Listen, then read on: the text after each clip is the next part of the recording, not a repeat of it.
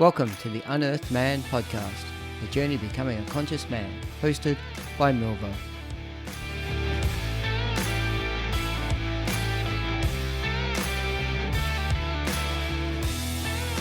Hey all, Milvo here, and welcome to part 2 of the chat with Regi Farmer.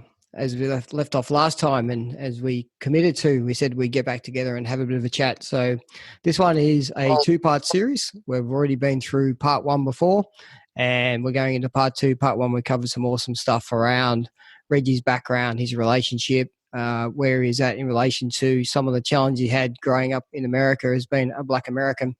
And then we started to get into the world of now nutrition, exercise, and some of the programs that Regi's running. So part 2 will be continuing on that conversation with Regi. So welcome back, Regi.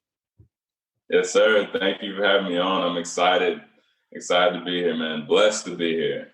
Yeah, no, it's really awesome. As I said last time, I think we just could have continued chatting for the next hour or so, and we could end up with those Joe Rogan 4-hour podcasts. But we kind of, our audience will break it into a 2-part series. So, yeah. So as I said, where we left off last time was we started to talk about that whole alignment between the holistic approach that you now take into your programs.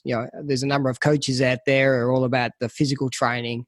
There's others about the nutrition only. There's a combination of people who do a bit of both. But for you, you take the view of that holistic approach into coaching. So can you just run me through what does that look like for you, and what does a holistic coach mean to you? Yeah, man, of course. So holistic coaching, I'll start by first and foremost saying that when I started out training, 5 years ago, it was primarily focused on the physical body, making sure people were healthy. They were feeling like the physical energy, like as in they wake up early in the morning and they feel more vibrant. So I was just focused on that. And what I noticed was during those first 5 years of training was that people were coming in with a lot of mental or psychological challenges. As I viewed them then, they were having psychological mental challenges, whether that be at home or at work or things like that, that was limiting them in getting results physically. And they would things all the time. As a trainer, you almost become like part-time psychologist without the certification. You don't really know what you're doing, but you're just talking to people and they tell you everything that you're not equipped to help them work through. So that led me down the rabbit hole of like, okay, well, they're facing these particular set of problems. How could I really start to serve people? And that opened me up to the realm of just the holistic mindset, the holistic approach towards health. Because I did recognize that there was one point in my life where I was really physically healthy, had the 6-pack abs, looked great, trained hard, like really hard. I was doing this all from a place of not enough, not good enough, not smart enough, not whatever the case was, it was not enough. No matter what I did, it was not enough. And I got to the holy grail of physical physique. I looked great, but there were still parts of me inside that did not feel whole, did not feel complete. So that just led me down this never-ending path of just spirituality, essentially. So that process led me to really getting down to understand the science of the mind and how that whole process works within the approach to developing the physical body. Because like essentially for me, when I'm training the physical body, then I'm training my mind. My personal training, my physical routine is a spiritual path for me, because there's a lot of things that happen within that path where I'm like, okay, physically this workout is demanding, it's challenging, I want to quit, I want to walk out the door, all those things, but there's something internal that takes over that challenges me to focus intently in that particular moment that allowed me to manifest the results that I want to manifest. So I'm not really sure if that answers your question, but we can go down a bunch of different rabbit holes with that. Just wanted to give you a background of like how I got to where I'm at now. So yeah. No, that's cool. It sets the scene. So I want to actually touch on something again that you spoke about The difference, what do you see the difference between mental discipline and spirituality style of when you're training? Because some people sit there and go, yeah, I can sit in the gym, and the fact I'm now going to punch, bench press 180 pound, and if I start to get tired, it's all just about my mental, my mental strength to be able to get that through. But you touch on the term of spirituality and a few other things, and I think there is a fundamental difference. So can you talk through if you do see there's a difference and what that looks like for you? So there's this thing around mental toughness. I grew up playing college football, played football my entire life. That's American football. You guys call it gridiron here. Yep. So I would say I was definitely mentally tough during college football. I had some grueling practices where we would train so hard that people would throw up. People would damn near pass out. And some people would push through and some people wouldn't. But the coach's challenge for us was to mentally push ourselves through the pain that we were experiencing, through the physical discontent that we were experiencing, to push ourselves through that. And that was being mentally tough. Okay. And it was almost from a standpoint of disassociating from the body. So it's mind over matter. It's the mind dominating the body, which in my mind creates separation. And in spirituality, you want to have more of a connective force. You want the mind with the body. So throughout training for years and years and years, I was just focused on domination, body domination, body domination. How hard of a workout can I do? And can I sustain it? Can I do it? And if I couldn't do it, then I would call myself mentally weak. I would say I wasn't mentally tough enough, whatever the case was. I would beat myself up. I would go back to I'm not good enough. I'm not strong enough. All these things would come up because of that. And what I realized is it was this whole separatismic idea of, can I dominate my body? Can I will my body through these grueling workouts? And that was essentially the idea that I was coming from. But now what I come from is a space of, can I allow myself to do these workouts with ultimate focus of bridging the gap between the mind and the body by focusing on my breath, by being present in the workout, being present with each lift, being present with each movement, being present with the pain that I'm experiencing in my muscles. And before that, it was disassociation. It was like, avoid the pain, avoid the messages, avoid being aware of your body, just go, go, go, go, go, go, go, go, go. That was essentially the mindset. So I think that's, for me personally, that was the difference between kind of like mental toughness and more of a spiritual approach to movement, to training for me. Yeah. And I love that, because the thing that popped into my mind for that is, I think you're touching the point about that disassociation where you step outside the body and move on. Whereas if you're actually connected with the body and you're at that point of, trying to do that next weight or trying to do that next piece, if you're actually reconnected, you should be able to internally almost visualize what that muscle is actually doing at that point in time, and actually almost see it as if, those pictures you see where there's no skin, but you can see the skeleton and the muscles, and internally be able to actually see that muscle and see that, hang on, there is still energy within that muscle. And it's a limiting belief. What is my limiting belief that I'm attaching into this, that I can never lift 180 pounds, or, I'm maxed out at 200 pounds because I'm a certain body shape or a certain body size. And you're right. I think being able to actually almost look deep internally and see what's happening in your body at that point in time, I think it also allows you to touch on, if there are certain areas where you're limited, it's what else is happening in your life, what else is happening, where else are you storing other emotions or other things that are taking place that may actually be causing some physical limitation. And being able to move beyond that actually then frees up that physical body to actually continue to grow and develop along with the mind that goes with it. Yeah, absolutely. Absolutely. And that really touches on the whole idea of having a mental body, having an emotional body, and then having a physical body, because they're all connected. And this is one of my primary focuses now within my training, is really, really making that connection, that the emotional body that I've been ignoring for years. So I took my training of disassociation, of mental toughness, and I use that in my life, because how you do one thing is how you do anything. That's the perspective I like to use. So when it came to my relationships, what lens was I using? Mental toughness. Yeah, right. Not feeling. That led into my life, and essentially, there's only so much that you can avoid. There's only so much that you can numb out to. So actually, that led into like alcohol. That led into doing drugs, doing other things in my life, that created that separation from really being in tune with myself. So for me now, that training is how in tune can I be with my mental, emotional, and physical self. And you can really look at this in like the brain.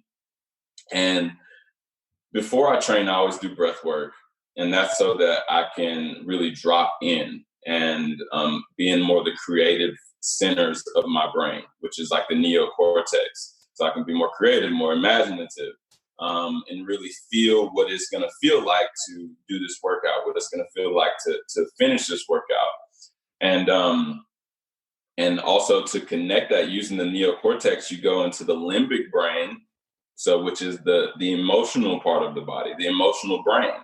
Yep. So the neocortex is like the mental brain, the limbic brain is like the emotional brain, and then the physical body would be connected to the reptilian brain. So my goal during training is to align all three of these brains, the mental, the emotional, and the physical, not only energetically, but physically, like in my brain, in my body. And that for me leads to so much more of a deeper connection with the workout, so much more of a greater experience through movement. So that's the direction that I'm pretty much in right now, and that's what I use my animal flow training for. So yeah, man. Awesome. So again, I love where you go, because I keep wanting to come back because you touch on some amazing things. And I'm not going to spend much time on this one, but I always interested in the amount of people who train that need music or need some other distracting factor, like they have to run with music or have to ride with music or they have to work out with the music. For me, again, it's just another form of complete disassociation of what's actually happening, because they're using some distracting force. For me, I'd guess they're the same people that then sit in the restaurant on Facebook and LinkedIn when they got a beautiful person sitting across them on the other side, not engaging in, the deeper conversation. They're more talking about the superficial stuff that's actually happening, because as you said, how you do one thing is actually how you start to do anything. And it shows up on that. And the other thing that you touched on was about the reptilian brain, the limbic brain, and the neocortex. And just to help explain that for others out there, is the one thing about the limbic brain, it has no language. The limbic brain itself, it's the feeling part of the brain, but it itself actually does not have any form of language. So that's why when the best example is trying to describe, when someone says, well, what do you love about a person? It's always challenging to describe it, because the love sits in with the limbic brain that has no actual attached language.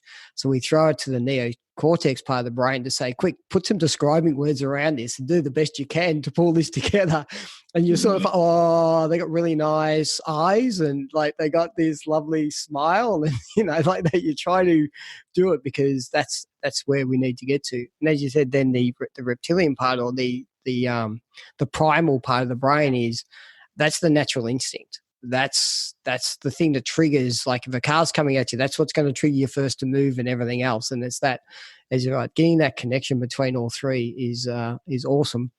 What we forget to do is spend enough time back in our limbic brain. And I think that's, as humans, as we've developed, I think there's a lot of what we're seeing now is more and more development of the neocortex that whole, we have to think through everything. We have to be logical about everything. We have to describe everything, and that's all in how we're taught at school, that ability to read, see, repeat, type of thing. And we don't spend as much time. So I love the fact that you actually touched in on that those parts of the brain and how they operate. Yeah. I appreciate your eloquently stated description of the limbic brain as well, because it's and you talk about in school they teach us how to think so linearly and more in a calculatory type way, trying to explain our emotions and things like that. And that's super key, because my entire life with physical fitness and training has been reps, sets, bench press, linear thinking, calculating, all these things, more what we call a masculine type approach to training. And it's more hinging on the logical part of the brain, the left hemisphere of the brain. And the direction that I really enjoy moving towards is more that creative. But it would be described as more of a feminine energy. And when I say that, I don't want to lose people, but not just thinking of feminine as being female, like a woman, but more of a creative, imaginative, flowing type energy. And that's the area that I'm most interested in, because that's going to appeal to the limbic brain more. That's going to get people more in touch with their emotional bodies and allow them to express that, not through language where it gets distorted, but through movement, because movement is a form of expression. And self-expression is huge. It has so much to do with freedom, and that's what I'm so passionate about right now. And that's the journey that I'm on with Animal Flow. Not only Animal Flow, dancing. You catch me dancing in here. You know what I'm saying? That's why I do the breath work before my workouts, to drop into more of a feeling. I want to feel the workout truly before I even do it. So yeah, I appreciate you touching on that. No, and the one thing that I find is when you say to someone they've been for a run, you go, "Oh, how'd you go? How'd you feel?" And they go, I probably ran slower than I normally did. I only did a 5-minute K pace, and I only ran 4.8K. They give you all the metrics. It's but how'd you actually feel? I felt shit. Okay, good. Now we're getting closer to, that sort of thing. We move out of it. We have to do that. I am going to get in the Animal Flow because I am absolutely fascinated by this and how it all hangs together. The breath work, there are many styles of breath work that people different do. Is there a particular style or a format that you follow for your breath work when you before you exercise that you kick into?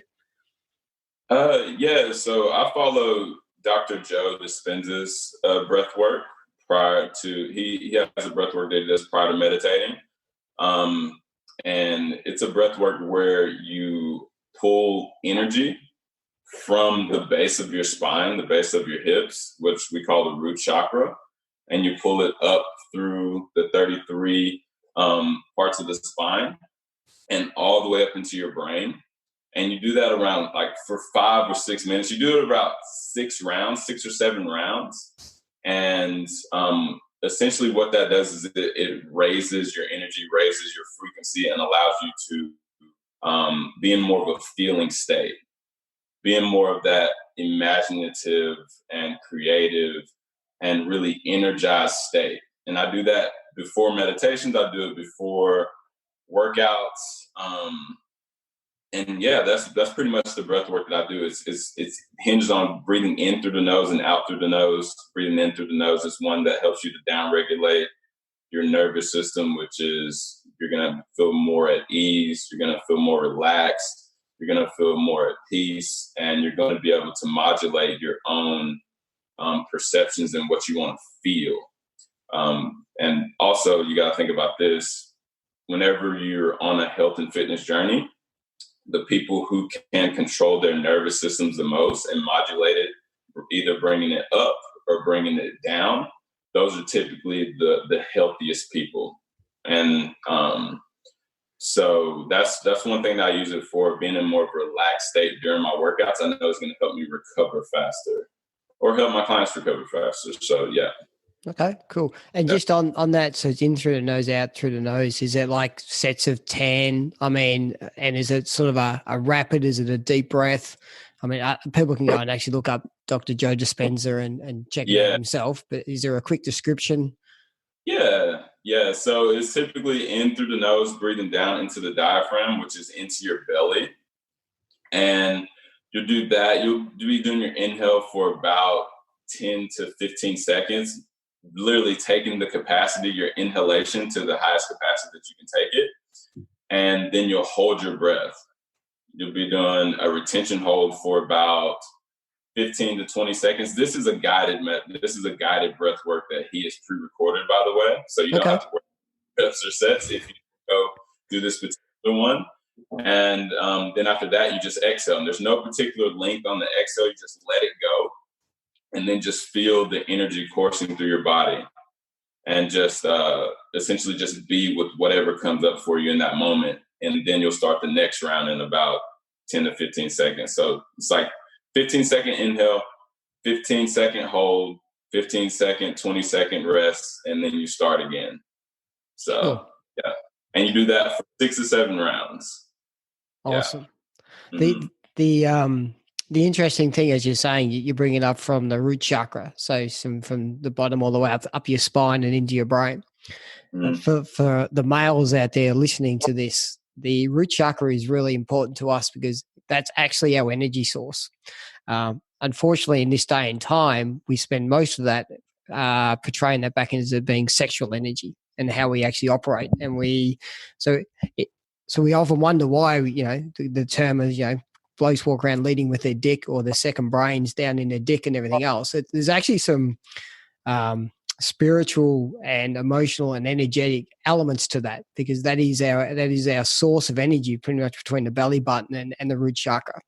And then going through what Reggie's talked about, if you can actually go through a process, be this pre-meditation, pre-workout, or pre-actually having sex, or during having sexual activity, actually going through a process of imagining that energy coming from the root chakra up through your body and actually up into your brain. And there's a lot of tantric practice around that.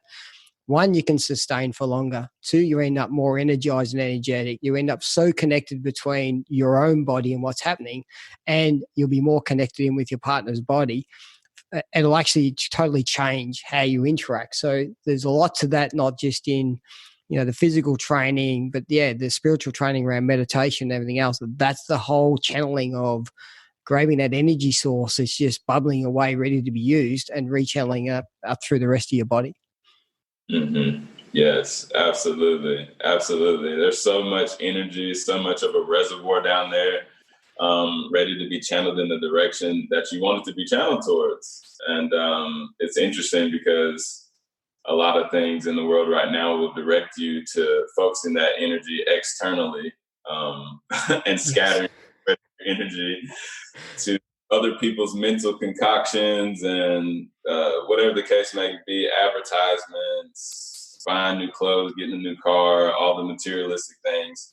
The world is essentially has been set up in a way that encourages us to use that energy in a non-productive way. So through the breath work, one thing that we get to do is we get to channel that energy into ourselves and focus it towards the people that we want to focus it towards the projects we want to focus it towards. And yeah, man, that's ultimately the game of spirituality, is bringing that energy back into yourself, in my opinion. But yeah. That's one reason why I do it before any workouts. So yeah. Yeah. Again, that's a really good link, because back in the podcast, episode 5 we did with Sam Lewis, we spoke about him coming from being an entrepreneur back to being an intrapreneur. And one of the things that he spoke about on that whole energy part was he's looking within to get the creativity and the drive and the energy. And he's focused a bit about where he spends his time now is stuff that for him is permanent.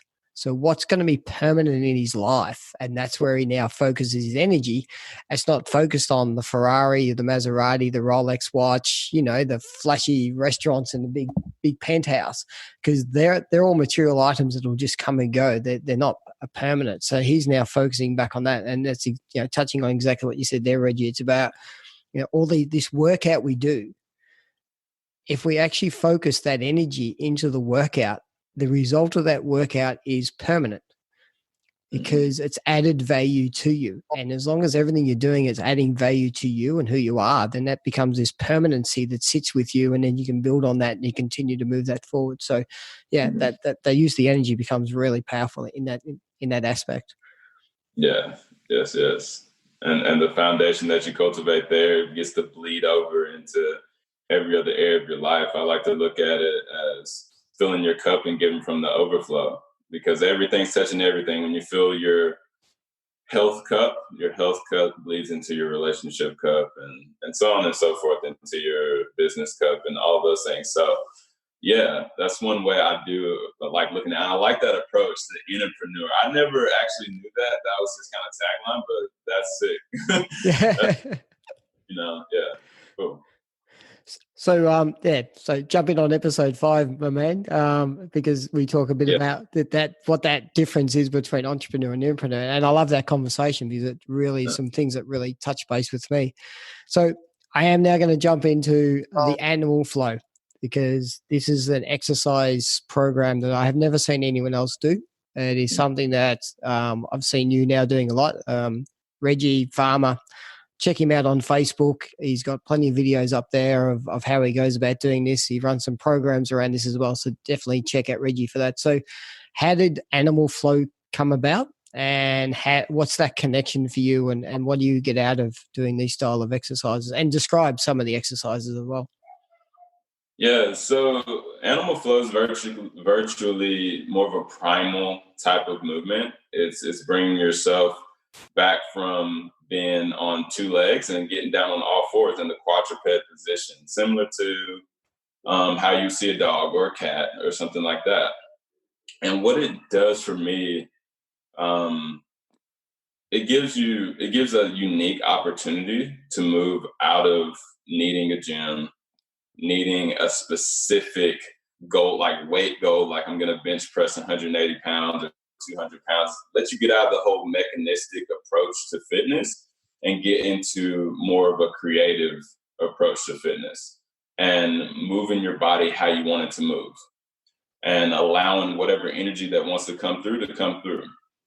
So what I mean by that is, so sometimes, like, there's days where if you really check in with yourself, you probably don't want to do a super intense workout where you just break yourself down. And then there's some days where you do.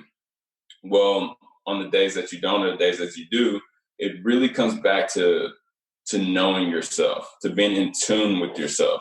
So that's where the Animal Flow comes in. It creates an opportunity for you to be in tune with your body. And with the Animal Flow, you can do movements that are extremely creative.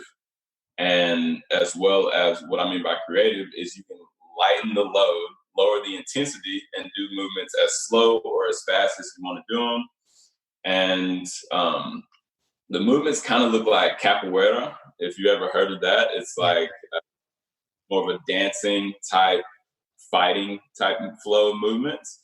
And that would be the best way to describe Animal Flow. Is it similar to that, except the movements are way more ground-based.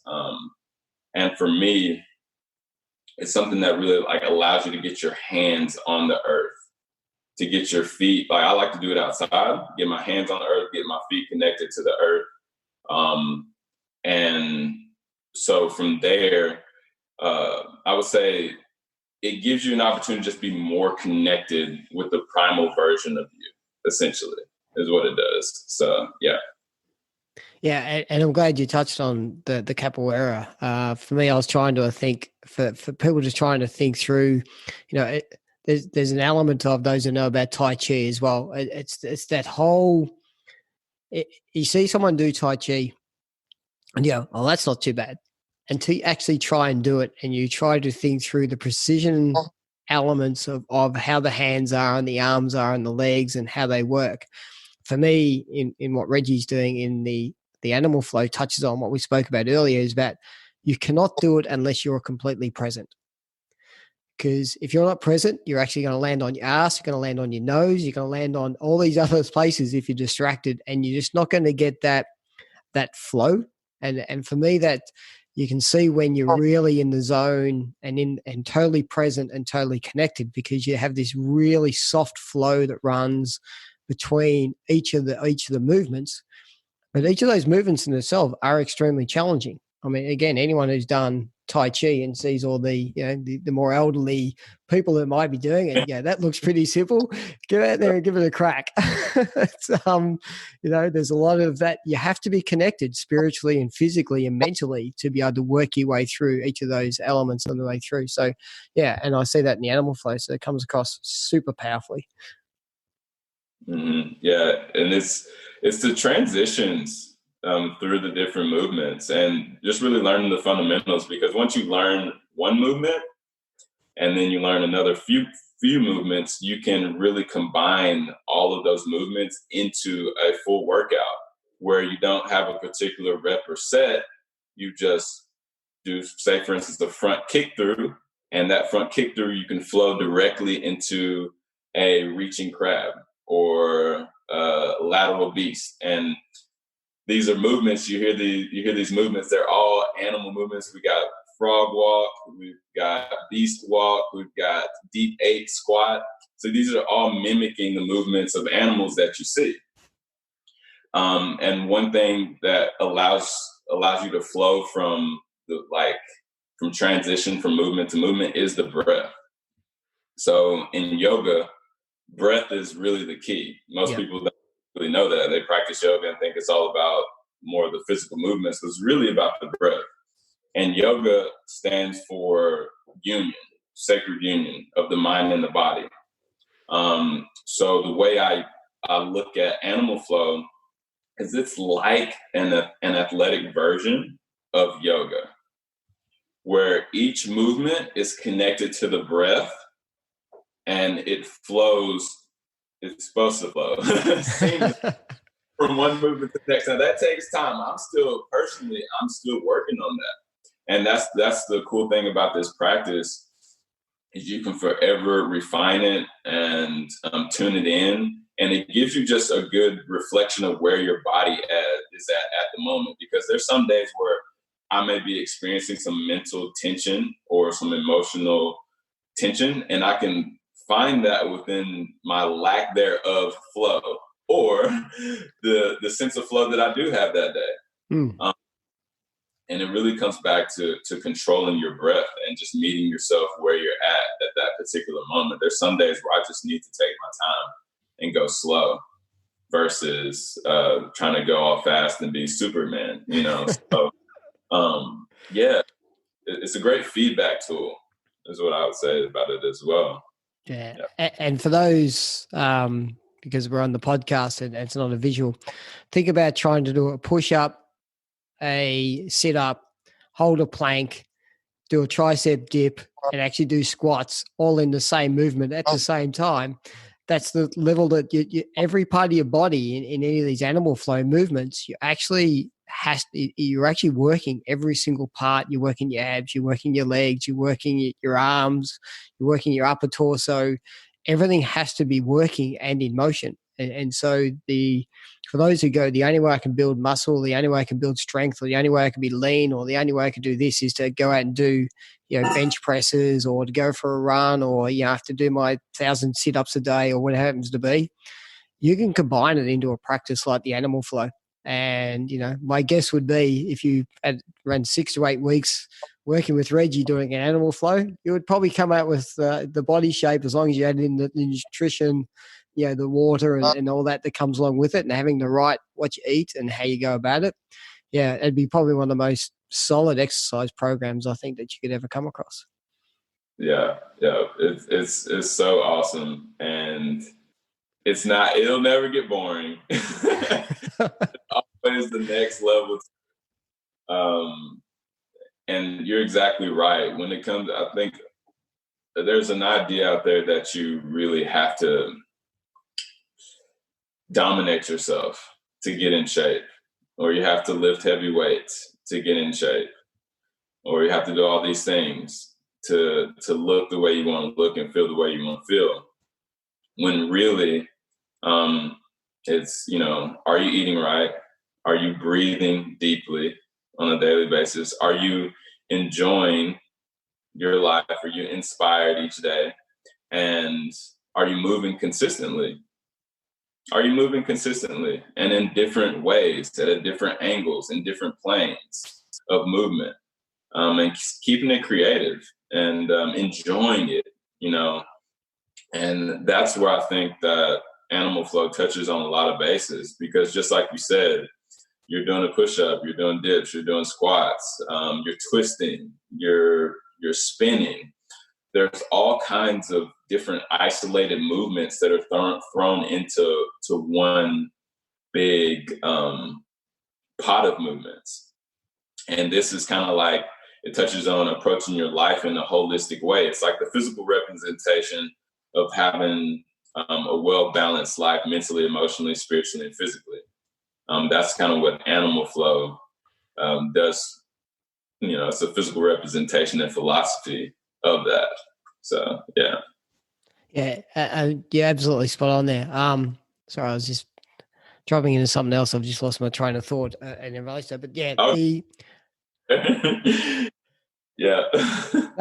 That's right. That complete connection between the all four of them is absolutely key on how we operate. Back on train of thought, because where we've become as humans, we've become very sedentary. We sit at a desk now, so all the movements we tend to do is walk to the work, get on the train, get in the car, sit at the chair having dinner, sitting on the couch watching television. All these movements are just vertically up and down style movements. We're either sitting or we're standing or we're walking.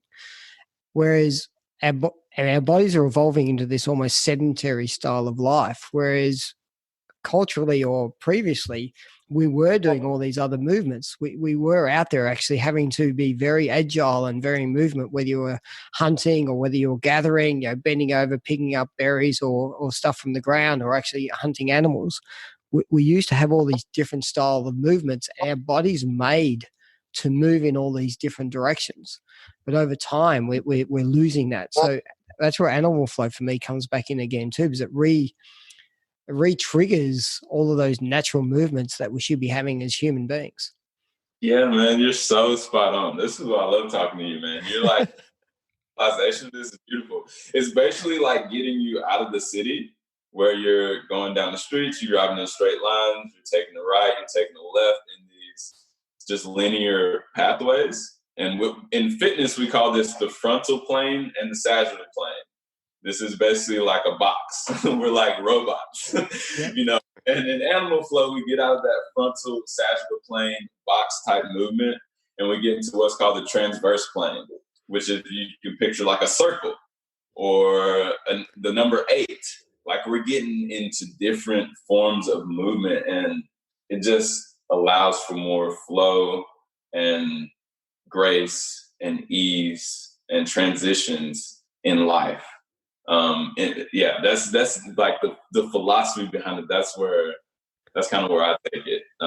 So man, I really, really appreciate the way you conceptualize that. Beautifully said. Because the other thing that we forget about is being in this world of being sedentary.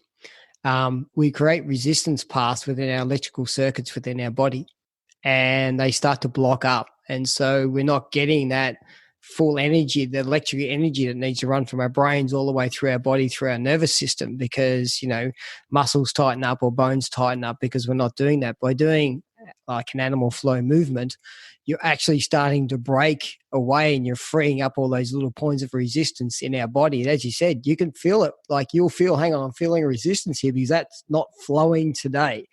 And it's not flowing because there's something in your electrical system that's just not correctly connected. And by actually going through that process, you can actually free up whatever that little jamming is or whatever's actually happening in that signal. And once it frees up, the flow starts to come. And that's what we lose across our whole bodies as well. Yes. We are electrical beings, 100%. From the foods that we eat to the water that we drink, it's all a part of a greater process that allows our body to conduct electricity. And you're so spot on. You're so spot on, man. And that's one of the keys, is moving in different patterns. It's going to help your nervous system to synchronize more with different areas of your body, which is going to allow your blood to flow more fluidly to different areas of your body, and just overall be more healthy and more vibrant just in general. So it's like, yeah, I think that a practice like this, whether it be animal flow or yoga or just simply, like, for instance, for those of you that do sit at desks, just standing up and getting down on the floor and doing a little bit of crawling, doing some squats, doing some lunges, just in the middle of the day. Like, honestly, this is what I do. I'll work for 90 minutes, like a workout. My 90-minute interval will be, it's like an AMRAP.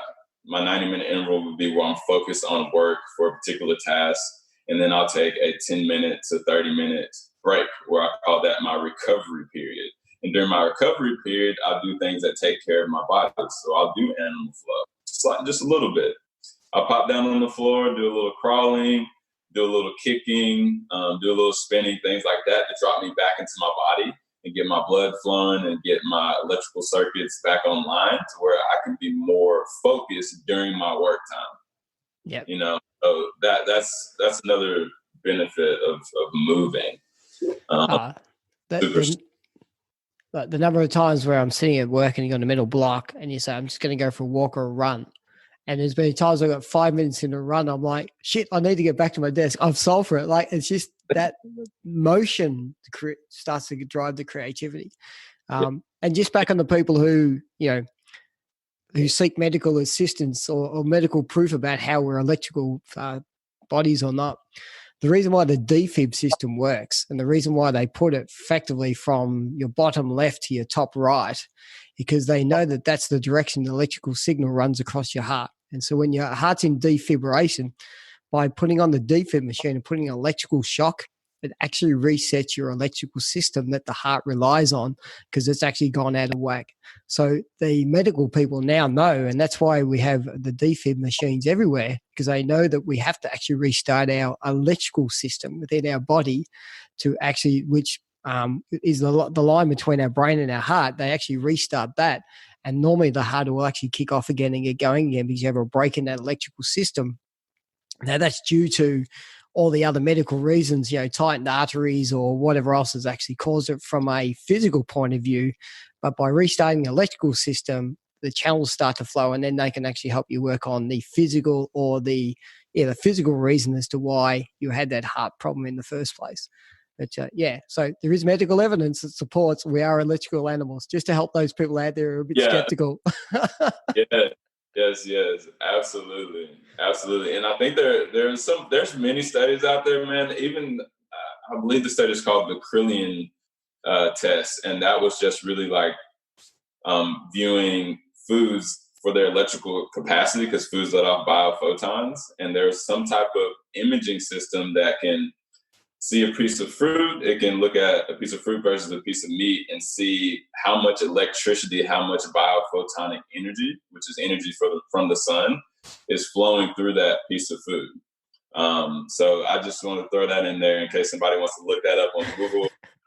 That's another resource, and I found that to be fascinating because I make sure I'm eating foods that are going to improve the electrical conductivity of my body and allow the flow of blood and oxygen and all those things to flow without resistance. And the flow of blood dictates the flow of life, man, essentially, because that's where all your nutrients are coming from. That's where the oxygen is coming from. And that's how it's getting where it needs to go. So, I challenge anybody to look that one up as well. And that's exactly the very simple thing of you drink in the morning, lemon juice and salt in with your water. Because when we first wake up, what we need to do is actually kickstart our electrical system, and both the lemon and the salt actually are electrical conductors. And so by putting that in the water and drinking it, our body goes, I'm electrically conducted, and the salt will actually help conduct that electricity in the morning and start getting you up and running and getting your flow going. So again, there's simple things that we can do in the morning that actually can just every day when we wake up, just to quickly re-kick off and get that going. I know the other thing we touched on is the earlier before we got on the podcast was about the cold shower. A lot of talk about what that does. There's elements around healing, but again, I think you've spoken to a bit about why you do the cold shower of the morning and your purpose for doing that. Yeah, man. The cold shower it's one of my favorite things to do, and also simultaneously one of the things that I absolutely hate. Because it literally challenges me to every ounce of my being. I want to turn away every time. I don't want to do it, but I do it because it gives me the opportunity to express my spiritual discipline. It gives me the opportunity to take control of my mind and my body and put myself in a position to grow and to just work, really focus on my self-discipline. For me personally, that's what it is. And it's not necessarily mental toughness where we were talking about the psychological separation. I really challenged myself to feel the cold water on every part of my body, on my back, on my legs, on my balls, like everywhere. I want to feel the cold. And that challenge right there is one, in my opinion, when you channel your energy into different areas of your body, that is in itself a spiritual practice. Becoming more aware of different sensations that you're experiencing and just allowing those sensations to take place. So that's what I do when I'm in the cold shower. Beyond the health is for me. And I love that. It's as we spoke earlier about, I still live in the hate. I get shitty if I'm out in the rain and I get cold drops of water on my skin. Like, what's this stuff? But then again, down here in Victoria, so Australia, Victoria, we surf in winter. Admittedly, we'll go and put on some decent wetsuits, but there's still cold water that's down there. I think at the moment it gets down to about 12 or 13 degrees of the water, but I'll still go out in that. So maybe it shows it's psychological. You'll still go out, your head will still get cold, your hands will still get cold. But because you're doing a surfing or an exercise, you tend to ignore the water for that first 30 seconds when you run and jump in. Mm-hmm. So the fact that you're standing under a shower, you're right, just to feel it all the way around the body and just let that sensation. And I think that's as you touched on earlier, it's that alignment, again, across, the logical part, the feeling part, and the instinctive part of the brains. And actually then looking and bringing that within the body and saying, can I actually feel inside myself what that sensation is as that cold water touched down on my knee, or did run down my ass crack, or as his head touched the balls, or on on your back or your shoulders. Like, what is it actually feeling? And rather than resisting it and actually being against it, actually embracing that sensation and just feel that means your skin's alive. That means that the external elements of your body that's feeling that sensation is fully alive, and embracing that as well. Mm-hmm. Yes, absolutely. And my favorite saying to encapsulate all of that is using the physical body to develop your spiritual capacity. Using the physical body, the physical vessel, the sensations that are running through every muscle, every bone, your nerve endings, all those things, using those physical senses to develop your spiritual ability to just hold space for all of it. To be the tree in the storm that just waves with the wind. It bends a little bit, but doesn't break. And it's just there to experience and to observe. And that's the way I like to look at just any type of physical practices. It's all spiritual. In reality, it's all spiritual. It just depends on your perceptions. Yeah. So, yeah. That's beautiful, man. And you know what I'm going to do? Because I remember in part one, you dropped a beautiful bombshell at the end of that, a beautiful saying around that encapsulated our conversation. And I think you've just wrapped up exactly this conversation in exactly what you've just said then. So I think we'll pull it there. Man, Regi, again, I think like always, we could probably go on and do episode 3, 4, and 5, but I just enjoyed the chat and what we've got. So thank you very much, man, for giving me more time and giving all our listeners more of your time. Do you want to just talk about your program or what you may have on the go at this point in time and where people can actually find you? Because I think they'll find you as fascinating as I have. Yeah, absolutely. So people can find me on Instagram at Regi Savvy, or you can find me on Facebook at Regi Lamar II. So it's Regi Lamar, Roman numeral 2. And the programs that I have out currently, I'm running one program, and that's primarily focused on men. And what I'm doing right now is I'm focused on helping men to overcome procrastination, overcome self-doubt, and to get themselves fit mentally, physically, emotionally, and spiritually. And animal flow is a part of that. That's a part of the physical portion of the program that I'm running right now. So, yeah. Awesome, man. Thanks for that. So again, thanks a lot for coming back on. It's been great chatting to you again, Regi, and we'll definitely catch up again soon. Thanks, mate. Beautiful, brother. Thank you, man. You have a beautiful mind, and I appreciate you sharing it on this platform and allowing me to share on this platform. So thank you. All right. Cheers. Thanks, man. Cheers. All right, cheers. That was part 2 of the amazing conversation with Regi Farmer, and I just really like to say thanks, Regi, for effectively allocating a couple of hours of your time to put input into my podcast and to be able to share your story. So much blessings to you, man. So that's it for me, and before we get on to our next episode next week, I'm going to be sending you much love and care, the Unearthed Man.